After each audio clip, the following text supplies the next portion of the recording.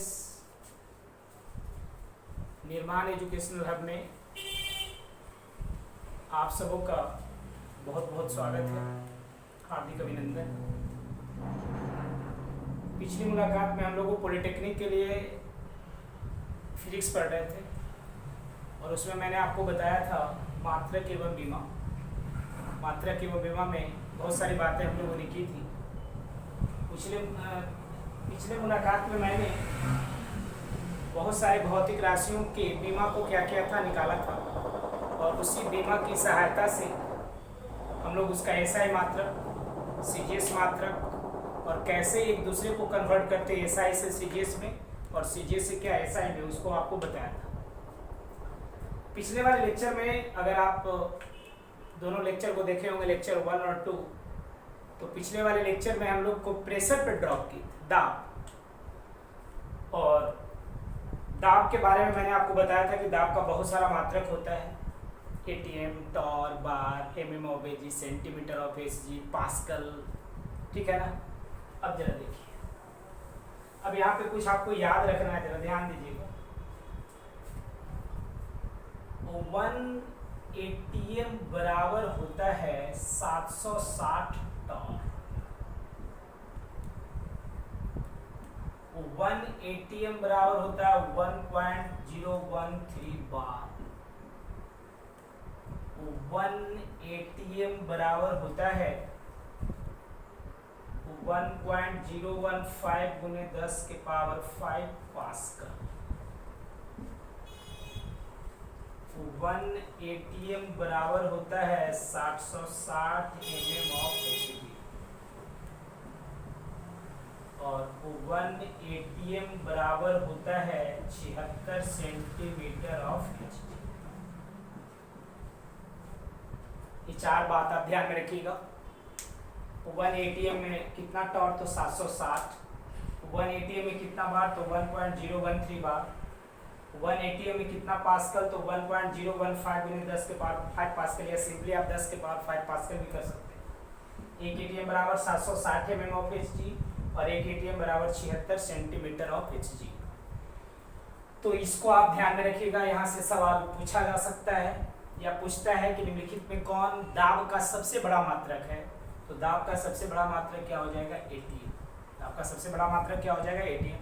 अब यहाँ से दो बात आप ध्यान में रखिएगा। एक इंस्ट्रूमेंट पढ़ना है बैरोमीटर, याद रखिएगा, बैरोमीटर, और दूसरा जो है वो है मैनोमीटर, ध्यान रखना है। तो बैरोमीटर एक ऐसा डिवाइस है, एक ऐसा यंत्र है या एक ऐसा इंस्ट्रूमेंट है जिसकी सहायता से हम लोग वायुमंडलीय दाब को मेजर करते हैं, वायुमंडलीय दाब को मापते हैं। और ये सीधा सवाल पूछता है कि बैरोमीटर के द्वारा क्या मापा जाता है, तो वायुमंडलीय दाब। और आपको पता है कि वायुमंडल में बहुत सारे गैसों का मिश्रण है, तो अगर गैस के मिश्रण के दाब को मापना है तो उसके लिए हम लोग इस्तेमाल किसका करेंगे, बैरोमीटर का। लेकिन अगर किसी शुद्ध गैस के दाब को मापना है, किसी शुद्ध गैस के दाब को मापना है, तो उसके लिए हम लोग किस डिवाइस का इस्तेमाल करेंगे, मैनोमीटर। तो बैरोमीटर वायुमंडलीय दाब को मापता है और मैनोमीटर किसी शुद्ध गैस के दाब को क्या करता है, मापता है। तो यहां से दो बात आपको क्लियर समझ में आया होगा कि यदि गैसों के मिश्रण के दाब को मापना है तो हम लोग किसका इस्तेमाल करेंगे, बैरोमीटर का। और किसी इंडिविजुअल गैस, शुद्ध का मतलब किसी इंडिविजुअल, किसी प्योर गैस के दाब को मापना है तो वहां पे हम लोग किसका इस्तेमाल करेंगे, मैनोमीटर का। तो ये दो बात आप याद रखिएगा, बैरोमीटर और मैनोमीटर। बैरोमीटर आप पहले से पढ़े होंगे और ये मैनोमीटर आपके लिए बिल्कुल नया टर्म आ गया, तो ध्यान रखिए इसको। अब जरा देखिए,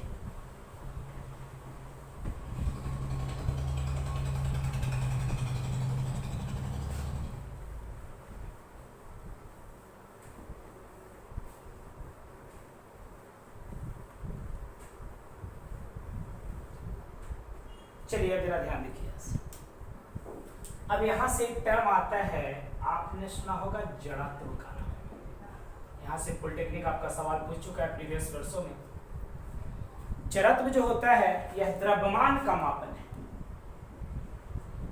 यह द्रव्यमान का मापन है। तो अगर आपसे कोई पूछता है कि जड़त्व का बीमा क्या होगा भाई, तो जड़त्व का बीमा वही होगा जो द्रव्यमान का बीमा होगा, यानी इसकी बीमा क्या होगी, m होगी। अगर जड़त्व का पूछेगा आपसे एसआई मात्रक, तो जड़त्व का एसआई मात्रक क्या होगा, kg। और इसका अगर आपसे कोई सीजीएस मात्रक पूछेगा तो ये क्या होगा, ग्राम। तो ये बात ध्यान में रखना है आपको। जड़त्व, इसको हम लोग वेक्टर में भी फिर लेकर के आएंगे। तो द्रव्यमान का मापन है, जड़त्व किसको मेजर करता है, द्रव्यमान। यहाँ से एक और ऐसा सवाल भी पूछता है, जैसे दो वस्तु दे देगा और बोलेगा एक 5 kg का है, दूसरा 10 kg का है, बताइए किसका जड़त्व ज्यादा होगा। तो जिसका द्रव्यमान ज्यादा होगा उसका जड़त्व क्या होगा, ज्यादा होगा। तो जड़त्व का बीमा क्या होगा, m। इसका एसआई मात्रक क्या हो गया, kg। और सीजीएस मात्रक क्या होगा, ग्राम। ये बहुत इंपॉर्टेंट पार्ट, एकदम बीबीआई आपके लिए एकदम बिल्कुल नया आपके लिए आया होगा फिजिक्स में। जड़त्व किसका मापन है, द्रव्यमान का। जड़त्व का बीमा क्या होता है, m। जड़त्व का एसआई मात्रक क्या होता है, kg। और जड़त्व का सीजीएस मात्रक क्या होता है, ग्राम। अब इसके बाद देखिए, अब यहाँ पे हम लोग को कुछ पढ़ना है, दूरी के छोटा मात्रक और दूरी के बड़ा मात्रक। इसी पे थोड़ा सा काम करेंगे और देख लीजिए यहाँ पे। अब जरा देखिए यहाँ से, दूरी के छोटे मात्रक, दूरी के छोटे मात्रक, इसको अंग्रेजी में बोलेंगे तो स्मॉलेस्ट यूनिट ऑफ डिस्टेंस। सबसे पहले देखिए आप, नैनोमीटर, और इसको हम लोग लिखते हैं nm। तो 1 नैनोमीटर बराबर होता है 10 के पावर माइनस 9 मीटर या 10 के पावर माइनस 7 सेंटीमीटर। ये आपको याद रखना है। दूसरा एंगस्ट्रम, इसको शॉर्ट में A0 के द्वारा, इसको शॉर्ट में nm के द्वारा। तो 1 एंगस्ट्रम बराबर होता है 10 के पावर माइनस 10 मीटर या 10 के पावर माइनस 8 सेंटीमीटर। तीसरा देख लीजिए आप, पिकोमीटर। पिकोमीटर शॉर्ट में इसको pm लिखते हैं। तो 1 pm बराबर होगा 10 के पावर माइनस 12 मीटर या 10 के पावर माइनस 10 सेंटीमीटर। अब जरा देखिए यहाँ पे, इसके बाद आ जाइए चौथा। आपने नाम सुना होगा फर्मी, और 1 फर्मी बराबर होता है 10 के पावर माइनस 15 मीटर या 10 के पावर माइनस 13 सेंटीमीटर। आपने नाम सुना होगा माइक्रोमीटर, या इसी को सिंपली आपकी किताब लिखता है माइक्रोन। और 1 म्यूएम का वैल्यू होता है 10 के पावर माइनस 6 मीटर, और यहाँ से लेंगे तो 10 के पावर माइनस 4 सेंटीमीटर। अब जरा देखिए, तो ये 5 आप याद रखिए, कॉमन बहुत सारा यहाँ से सवाल रहता है। माइक्रोमीटर, मिली आप जानते हैं 10 के पावर माइनस 3 मीटर होता है। अब जरा देखिए यहाँ से, ये नैनोमीटर, एंगस्ट्रम, पिकोमीटर, ये सब बात आप समझ रहे हैं। कभी कभी इससे सिंपल सवाल पूछता है कि नैनोमीटर, पिकोमीटर और एंगस्ट्रम, इन तीनों में सबसे बड़ा कौन है या सबसे छोटा कौन है। तो आपको पता है कि सबके पावर में क्या है, निगेटिव है। तो जिसके पावर में निगेटिव ज़्यादा होगा उसका वैल्यू क्या हो गया, कम। तो इसमें पिकोमीटर सबसे क्या होगा, छोटा, उसके बाद एंगस्ट्रम, और सबसे बड़ा कौन हो गया, नैनोमीटर। तो अगर नैनोमीटर, एंगस्ट्रम और पिकोमीटर में आपसे पूछता है कि सबसे बड़ा कौन है, तो आंसर क्या हो गया, नैनोमीटर। और सबसे छोटा पूछेगा तो आंसर क्या होगा, पिकोमीटर। कभी कभी आपसे ये सवाल इम्तिहान में पूछता है कि नैनोमीटर को एंगस्ट्रम में बदलिए, एंगस्ट्रम को पिकोमीटर में बदलिए, इसको फर्मी में बदलिए और इसको माइक्रोमीटर में बदलिए। तो देखिए, इसमें करना कुछ नहीं, बहुत एकदम सिंपल टेक्निक आपको बता रहे हैं। जिसको जिसमें बदलना होता है उसी से हम लोग क्या करते हैं, डिवाइड कर देते हैं। जिसको जिसमें बदलना होता है उसी को हम लोग उसी से उसको क्या करते हैं, डिवाइड करते हैं। जैसे क्वेश्चन यहाँ पे करेगा 1 नैनोमीटर बराबर वाट एंगस्ट्रम, या क्वेश्चन दे देगा कि नैनोमीटर और एंगस्ट्रम के बीच में कौन सा संबंध सही है। तो नैनोमीटर में हमसे सवाल पूछा जा रहा है कि 1 नैनोमीटर में कितना एंगस्ट्रम होगा। तो नैनोमीटर को कुछ ही में बदलना एंगस्ट्रम में, और 1 नैनोमीटर कितना होता है 10 के पावर -9, और एंगस्ट्रम क्या होता है 10 के पावर -10। 9 को तो 9 खा जाएगा, तो 1/10 के पावर यानी 10, यानी 1 नैनोमीटर बराबर आपका क्या होगा 10 एंगस्ट्रम होगा। 1 नैनोमीटर बराबर क्या हो गया 10 एंगस्ट्रम। और अगर 1 एंगस्ट्रम में पूछेगा कितना नैनोमीटर, तो 1/10 क्या होगा नैनोमीटर, यानी 0.1 नैनोमीटर। तो अब इसमें किसी को भी एक दूसरे में आप आसानी से बदल सकते हैं। नैनोमीटर के एंगस्ट्रम में बदल सकते हैं, एंगस्ट्रम को पिकोमीटर में बदल सकते हैं, माइक्रोमीटर को फर्मी में, जिसको जिसमें बदलना होता है उसी से हम लोग क्या करते हैं डिवाइड करते हैं। तो इसमें यही ध्यान रखिएगा, कभी कभी सवाल पूछ देता है कि 1 नैनोमीटर में कितना एंगस्ट्रम होगा या 1 एंगस्ट्रम में कितना पिकोमीटर होगा। अब यहाँ से 2-3 और इम्पोर्टेंट बातें बता। देखिए आपने आगे पढ़ेंगे परमाणु की त्रिज्या, ध्यान रखना भाई,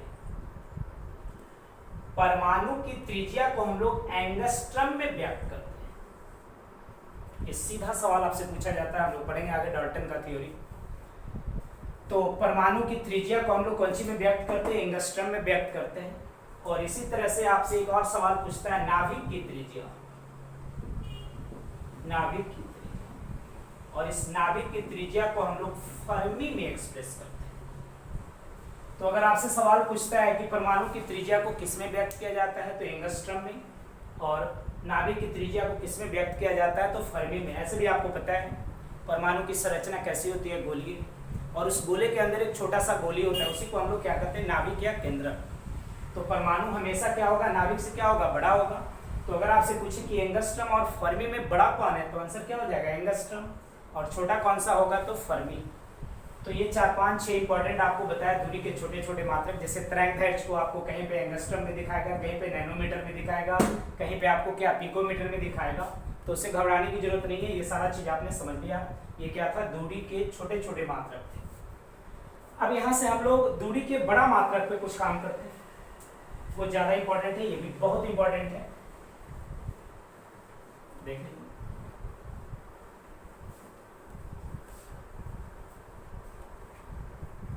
तो ये सब छोटे छोटे दूरी आपको बताया गया।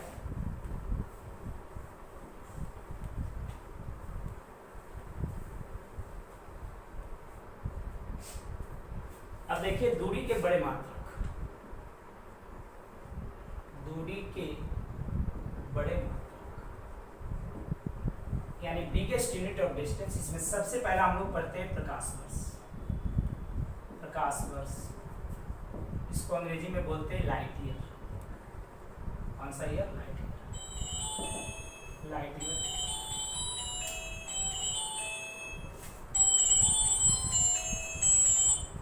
लाइट ईयर बोलते हैं इसको हम लोग।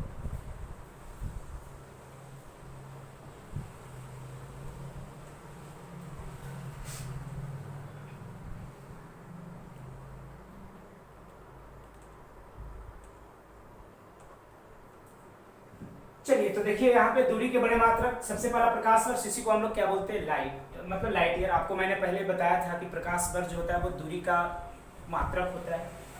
तो इसको हम लोग डिफाइन करते हैं निर्वात में प्रकाश द्वारा एक वर्ष में तय की गई, एक वर्ष में तय की गई कुल दूरी प्रकाश वर्ष कहलाती है। याद रखिएगा, यानी वैक्यूम में लाइट एक वर्ष में जितना डिस्टेंस तय करता है वो आपका क्या कहलाता है, प्रकाश वर्ष। और आपने पढ़ा होगा दूरी बराबर फार्मूला होता है 4 गुने समय। दूरी बराबर 4 गुने क्या होता है, समय। अब जरा देखिए यहाँ से चाल, प्रकाश की चाल आपको पता है, इसको हम लोग c यानी 3 × 10⁸ मीटर पर सेकंड, और समय दिया हुआ है 1 वर्ष। अब जरा देखिए यहाँ पे, ये आपको कहलाता है 1 light year, LY light year. अब यहाँ देखिए ये आपका मीटर पर सेकंड में है और ये आपका क्या है, वर्ष में है। तो इसको हम लोग सेकंड में बदल देंगे, तो देखिए सेकंड सेकंड कट जाएगा और मीटर बच जाएगा। तो यहाँ से देखिए कुछ नहीं करना है, 1 लाइट ईयर बराबर कितना, 3 × 10⁸ मीटर पर सेकेंड, और 1 वर्ष एक वर्ष में कितना दिन 365, और एक दिन में कितना घंटा 24, और एक घंटा में कितना 3600 सेकंड। सेकंड से सेकंड क्या हो गया खत्म, यानी एक लाइट ईयर बराबर हो गया 3 गुने 10 के पावर 1 मीटर गुने 365 गुने 24 गुने 60 गुने 60। इसको जब आप कैलकुलेट कीजिएगा तो वैल्यू आएगा 9.46 गुने 10 के पावर 16 मीटर, 10 के पावर 15 मीटर आएगा। तो 1 लाइट ईयर 9.46 या 9.5, या इसी को आप लिख सकते हैं 1 लाइट ईयर बराबर 9.46 गुने 10 के पावर 12 किलोमीटर। अब जरा देखिए, तो ये प्रकाश वर्ष आपको समझ में आया होगा। निर्वात में प्रकाश द्वारा एक वर्ष में तय की गई कुल दूरी क्या कहलाता है, प्रकाश वर्ष। दूरी बराबर फार्मूला क्या होता है, चाल गुने समय। तो एक लाइट ईयर में कितना प्रकाश का चाल 3 गुने 10 के पावर 1 मीटर पर सेकंड। एक वर्ष, वर्ष को हमने पहले क्या दिन में बदला, दिन को किस में बदला, घंटा में बदला, घंटा को क्या मिनट, और मिनट को क्या सेकंड में। तो यहाँ से आ गया ये वैल्यू, आप याद रखिएगा 1। एक लाइट ईयर बराबर 9.46 गुने 10 के पावर 15 मीटर। किलोमीटर में लिखेंगे तो कितना हो जाएगा 12 किलोमीटर। दूसरा जो है वो आपका खगोलीय मात्रक होता है। खगोलीय मात्रक ये देखिए क्या, इसको शॉर्ट में, इसको अंग्रेजी में बोलते हैं एस्ट्रोनॉमिकल यूनिट, और शॉर्ट में लिखते हैं एयू, खगोलीय मात्रक। तो दूसरा जो इसका है वो आपका क्या है, खगोलीय मात्रक। इसको लिखते हैं एयू, एस्ट्रोनॉमिकल यूनिट। ये क्या होता है, तो सूर्य तथा पृथ्वी के बीच के औसत दूरी को, सूर्य तथा पृथ्वी के बीच के औसत दूरी को हम लोग क्या कहते हैं, खगोलीय मात्रक। उसको आप नोट कर लीजिए, सूर्य तथा पृथ्वी के बीच के औसत दूरी को खगोलीय मात्रक कहा जाता है, खगोलीय मात्रक कहा जाता है। तो ध्यान में रखना है कि सूर्य तथा पृथ्वी के बीच की औसत दूरी को हम लोग क्या कहते हैं, और 1 एस्ट्रोनॉमिकल यूनिट बराबर फार्मूला होता है 1.496 इंटू 10 के पावर 11 मीटर। 1.496 गुने कितना 10 के पावर 11 मीटर। तो अगर खगोलीय मात्रक और प्रकाश वर्ष, उसका क्या था 10 के पावर 15 मीटर था, और ये क्या है 10 की पावर 11 मीटर है। तो प्रकाश वर्ष जो होगा वो खगोलीय मात्रक से हमेशा क्या होगा, बड़ा। तो आप खगोलीय मात्रक समझ गए। सूर्य तथा पृथ्वी के बीच के औसत दूरी को हम लोग क्या कहते हैं, खगोलीय मात्रक। द एवरेज और mean distance between sun and earth is called क्या, एस्ट्रोनॉमिकल यूनिट। इसको शॉर्ट में लिखते हैं एयू। एयू का मतलब होता है एस्ट्रोनॉमिकल यूनिट। अब इसके बाद देखिए एक और बचा है यहाँ पे, पार्सेक या पैरालैक्टिक सेकेंड। ये बहुत इंपॉर्टेंट है, इसका आप डाटा याद रखिए, परिभाषा से कोई खास लेना देना नहीं है आपको। तो यहाँ पे तीसरा जो हम लोग का आया दूरी का, वो आया पार्सेक, या इसी को बोलते हैं पैरालैक्टिक सेकेंड, पैरालैक्टिक सेकेंड। अब जरा देखिए, ये पार्सेक जो होता है ये दूरी का सबसे बड़ा मात्रक है, और 1 पार्सेक बराबर फॉर्मूला होता है 3.08 गुने 10 के पावर 16 मीटर। अब इसको हम डिफाइन, मतलब इसको एक्सप्रेस करके भी ला सकते हैं, इसको डिराइव भी किया जा सकता है, लेकिन वो डेरिवेशन आपको पढ़ना नहीं है। तो ये तीन जो हम लोगों ने पढ़ा वो दूरी के सबसे बड़े मात्रक, प्रकाश वर्ष, खगोलीय मात्रक, और ये पार्सेक या पैरालैक्टिक सेकंड। मैंने पिछले मुलाकात में भी आपको बताया था कि अगर आपसे सवाल पूछे कि पैरालैक्टिक सेकंड किसका मात्रक है, तो आंसर होगा दूरी। देखिए इसके यूनिट में क्या लगा हुआ है, मीटर। आप सेकंड देखो, कभी भी चकमा मत खाइएगा कि पार्सेक या पैरालैक्टिक सेकंड जो है वो समय का मात्रक है। नहीं, पार्सेक या पैरालैक्टिक सेकंड जो है वो ये दूरी का बड़ा मात्रक है। अब हमने दूरी के 3 बड़े बड़े मात्रक पढ़े, वहां पढ़े थे छोटे मात्रक, उस सबों में एक दूसरे से कंपेयर किया था। अब यहाँ पे हम लोग दूरी के 3 बड़े बड़े मात्रक पढ़े, एक प्रकाश वर्ष, दूसरा खगोलीय मात्रक, और तीसरा क्या पढ़े, पार्सेक या पैरालैक्टिक सेकंड। अगर इन तीनों में पूछा जाए सबसे बड़ा मात्रक कौन सा है दूरी का, तो उसका आंसर क्या होगा, पार्सेक। 1 नंबर पे पार्सेक आएगा, 2 नंबर पे आपका प्रकाश वर्ष, और 3 नंबर पे क्या आएगा, खगोलीय मात्रक। इन तीनों में सबसे बड़ा आपका क्या है, पार्सेक है। सबसे छोटा पूछेगा तो क्या होगा, खगोलीय मात्रक। अगर क्रम पूछा जाए ऑर्डर। तो सबसे बड़ा मात्रक कौन है? पार्सेक। इसके बाद प्रकाश वर्ष, और इसके लिए फिर क्या है? खगोलीय मात्रक। खगोलीय मात्रक अगर क्रम पूछा जाए ऑर्डर, पार्सेक पी से, प्रकाश वर्ष LY लाइट ईयर, या खगोलीय मात्रक ए। तो अगर पूछा जाए पूरी तो सबसे बड़ा कौन हो जाएगा? पार्सेक। इसके बाद आपका क्या हो गया? लाइट ईयर, और लाइट ईयर्स के बाद कौन होगा? एस्ट्रोनॉमिकल। तो अगर पूछा जाए इस तीनों में दूरी का सबसे बड़ा मात्रक तो क्या होगा? पार्सेक, और दूरी का सबसे छोटा मात्रक पूछेगा तो क्या होगा? Astronomical unit. तो इसी के साथ आपका यूनिट एंड डायमेंशन क्या होता है? फिनिश होता है। अगले मुलाकात में हम लोग मिलेंगे वेक्टर के साथ। इसमें लेकर आएंगे स्केलर और वेक्टर, उसमें भी 2-3 क्लास आपको पढ़ाना है, काफ़ी कॉन्सेप्चुअल बात बताना है। तो मात्रक और बीमा आज हम लोग का यहीं पे ख़त्म होते हैं, फिर मिलते हैं अगली मुलाकात में।